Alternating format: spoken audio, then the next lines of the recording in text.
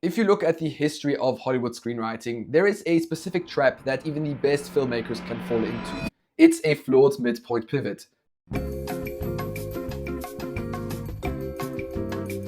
When I heard that Steven Spielberg is reuniting with writer David Koepp for Disclosure Day, I expected something in the lines of Jurassic Park or War of the Worlds. Instead, the movie shows just how tricky a midpoint transition can be.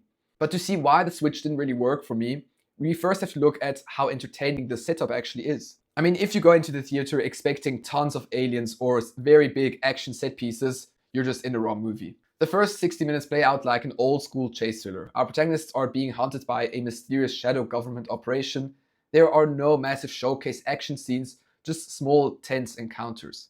Spielberg uses a really high amount of long takes here, which is typical for him, and it really adds to the intensity and stress that the characters are feeling. Janusz Kaminski always finds interesting angles to keep you immersed. In one sequence, Josh O'Connor is crouching along a farm to get to a car, and the whole sequence plays out in a single unbroken shot. It really immerses you in the sequence, so the tension rises naturally. Then combine that with a great performance from Emily Blunt, who kind of steals the show, and a cool score by John Williams, even if it's definitely not among the best. And for an hour, the mystery holds up and keeps you entertained. That is exactly the moment when the movie tries to shift gears. And if you like these kind of analysis breakdown reviews, I'd really appreciate it if you subscribe. Okay, right after the first hour, the movie starts to slow down and almost seems to come to a halt. It makes way for philosophical, almost esoteric sci-fi discussions.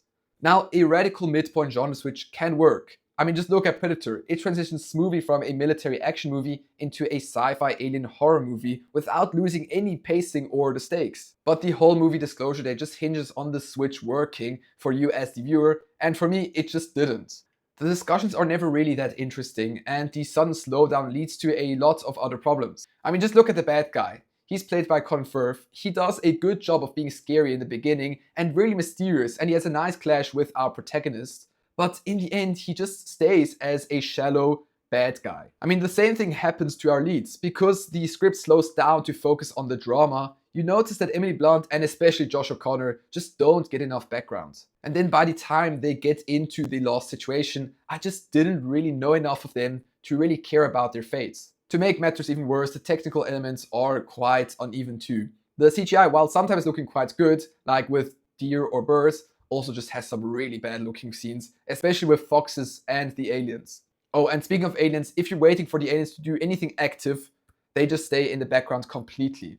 I mean, they have a combined screen time of maybe 25 minutes out of 2.5 hours, and about 15 of those minutes are just saved for the end. And because the second half was kind of boring for me, there was time for me to focus on stuff that I just didn't like, and that was, for instance, the alien plot device. I mean, it's just far too overpowered, and it didn't strike the right balance between staying mysterious and still being believable in this world.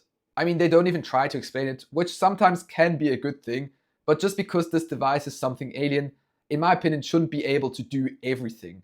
I mean, they literally say this device is so much more, but in the end, it's just misused as a convenient problem solver for our protagonist, and it completely destroys the stakes in the last act. Well, that brings us back to our original setup. I mean, what happens when a movie fails to balance its own midpoint pivot? The last 20 minutes did reel me back in. The mystery finally gets lifted, and it was nice to see it unfold. But the problem with the bad midpoint is that by that point, I was just too disappointed. So for me, that ending just felt unearned and inorganic. I mean, I can definitely see why some people might rate this movie higher than me. If you were invested before and stayed with it through that middle section, the ending probably feels like a really good payoff. Look, I can still see all of the great directing, the nice score, and Emily Blunt's performance, but it just didn't reach me emotionally. When the characters experience their catharsis at the end, I just don't care, and it kind of makes me cringe. I mean, I know exactly what kind of reaction Spielberg and Koepp wanted to get out of me, but it just didn't work for me. That's why, unfortunately, I have to give this movie a 2.5 out of 5. I really didn't enjoy it, and I hope the next Spielberg movie is better. And if you did, please let me know in the comments. I'd be really interested what you think of it. If you're interested to see why The Mandalorian and Grogu just looked so fake in cinemas, check out this video here. I'll see you there, and please subscribe. Thanks for watching. Bye.